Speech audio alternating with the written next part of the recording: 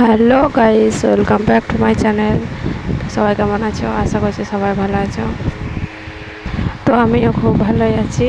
তো দেখো, সকালে মুড়ি খাবারের জন্য আলু কাটছি, আলুর দম করব।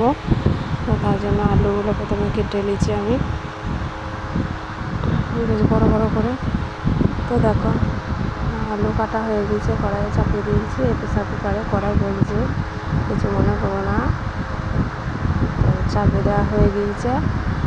তো এবার আমি রান্নার জন্য সবজি কেটে নিয়েছি, পটল কাটছি, পটল ভাজা হবে তার জন্য। তো কেটে নিয়েছি পটল আমি। রান্না করতে বসে খুব অসুবিধা হয়।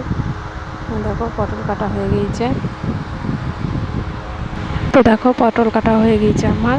তো আমি তেঁতুল বাছছি, তেঁতুলের খোসাগুলো ছাড়াইছি, তেঁতুলের আচার করব। তার জন্য তেঁতুলগুলো আগে ছাড়িয়ে নিয়েছি। দেখো, তেঁতুলগুলো ছাড়াইছি আমি এখন। অনেক দিন থেকে তেঁতুলগুলো পড়ে আছে, নষ্ট হয়ে যাচ্ছে। আচার করবো, তাই সময়ই হচ্ছে না। তো দেখো, আগে প্রথমে আচার করলাম, আচার করে রান্না করব। তো দেখো, পাটের শাকের ঝোল করেছি আজকে রান্না, পাটের শাকের ঝোল। এদিকে পটল ভাজবো, পটলগুলো নুন হলুদ মাখিয়ে নিয়েছি, ভাজবো। তো দেখো, কড়াইয়ে চাপিয়ে দিয়েছি, ভাজা করবো, ভাজছি। পটলটা আমার ভাজা হয়ে গেল।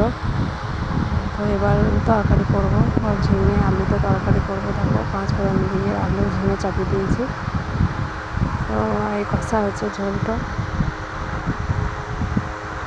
দেখো, ঝোলটা হয়ে গিয়েছে আমার। তো আজকে ভিডিওটা এই পর্যন্তই।